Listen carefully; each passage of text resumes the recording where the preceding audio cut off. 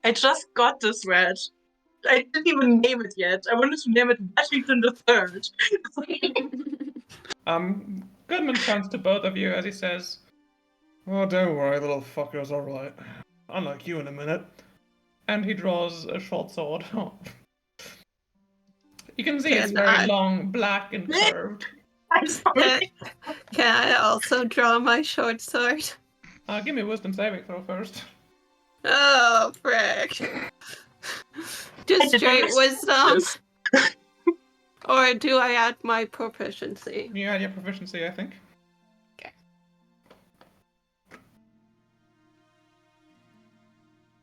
Doo-doo. And the That both of you is an can- 18. Well, you are paralyzed for 5 rounds.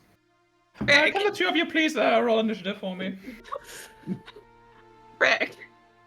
Every time you are bringing me close to a breakdown. Thank you so much. This is so rude. Not my imaginary wife. Well, 5 rounds cool. apparently indeed. ooh, good initiative on your wife. Yep. And as the two of you face off against whatever the fuck Goodman really is, I think that's a good place to call it for tonight. Ooh. Cliffhanger. So, which means we're going to be entering into the Q&A phase of today's evening. I knew it was so suspicious. Like, I was like, that's such a bad feeling. As soon didn't as you even- summoned a familiar as a rat, I was like, frick. I didn't it's even gonna know be that. Goodman. I just wanted to have a red. Little peek behind the curtain. That's not your familiar. No, Yeah. really? Surprise Pikachu Obviously, face. but I wanted a cute red. It's like a cute little familiar. Fuck. I was like, no, why did you have to choose a rat of all things?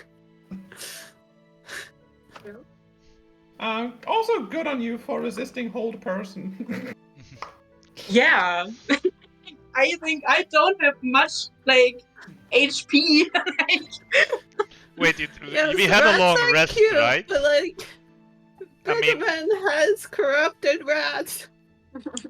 We woke up, we had a long rest, right? Yeah, we Yeah, did have that long rest. but you know, 32 isn't that much. Ah, yeah, I forgot you're a Rizzler. In my armor class isn't that high. I'm just wondering how this pre-boss fight is gonna go, because I think Goodman's CR as it came out right now is sitting at like 16. You're not supposed to actually fight him until you're like way into the No, campaign. I want. Please, I don't want to. He's my little cookie. I don't know. I don't want to kill him. I don't want to fight him. I don't want to be killed by him. I Wow. will talk him down. Yep, well. We So, can be He's nice. the one who pulled the short sword on us. he did so much. That's the one thing you're focusing on. He did so many things. He killed your father. He accused you of the murder. He fucking Cast whole cast person. whole person on both of you. I mean, he didn't accuse me of murder, and if you're pretty, I can excuse so much. You know, I have no morals. Like, Flo is pretty. I want to, like, my other mission wife is fucking Raphael. Do you think I care if they're a bad person? A couple of things I would like to go to before we end today's session. First of all, I would like to offer a point of inspiration to Xiomara and Flora. Thank you very much for that incredible role playing. Nah. If you're using D&D Beyond, add it into your inventory and the personal items. I think that's the best way to keep track of inspirations. I just keep it in my notes. Same. That's Wait, you also take good. notes? What? Yeah. Cheater. That being said, thank you for being such good sports, as I it's one of my weirder encounters from my notes. The Mephistophelian ritual. That's very cool. It It was was very fun. strange. It It was was very cool. so fun. Yeah, You- I gotta well- kill 2 things. Yeah. I was afraid we might not have enough material for today. I keep waiting for that one time somebody says, "Well, Cisco, all the other sessions were cool, but this one's kind of." But I feel like this sessions was actually maybe one of the better ones we've had. This one was very slight. We had good amounts of roleplay and good amounts of combat, in my opinion.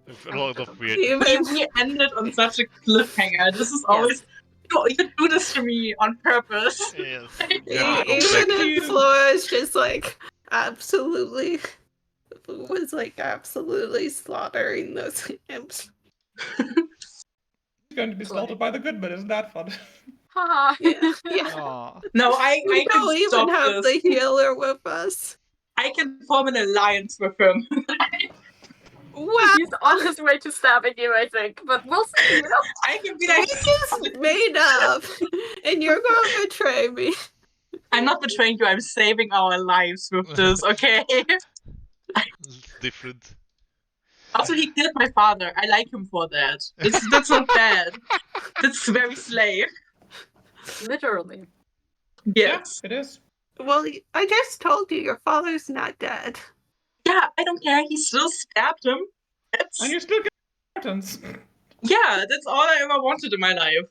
Except that I wanted to do the stabbing. Right. The other thing is, we're not going to have a level up for another couple of sessions, and the Yeah. next session is going to be in January. I am Yeah. not going to be working or organizing or doing anything work related in December. I already have too much on my fucking plate. I think I speak for all of Oh, us. valid. Yeah, Yeah. like December's Yeah. always busy. I'm also Yeah, still and like studying. I already have so- most of my weekends booked, like with work and stuff. Mm-hmm. So, So like that being December said, would. I guess it is Uh, us I'm- wishing everyone a good holidays, actually. yes, Yeah, exactly. Yes, next weekend is first Advent. Fuck, you're right. Alright. That being said, thank you once again, everyone, for joining me. Thanks to my fellow players for playing along beautifully with this game that I work very hard on. I can tell you enjoyed it just as much as I do. Thanks to the viewers in chat who've been posting funny comments and enjoying the show. It means a lot that so many people are coming here to just watch me improv for 4 hours. Also wanted to quickly thank Seppo at the end for following. Yeah, thank you. Let's go, Zappo! Thanks, old brother. Carrying on. I hope you all have a good night. I will have a very short night, but that's fine. And happy holidays. And keep on Happy rolling. holidays and stuff. Good night. Good night. See you next Good time. Bye, Night. Juno. Goodbye, Juno. Night, Bye. Juno, Juno, Juno. Bye. Bye, Ronnie.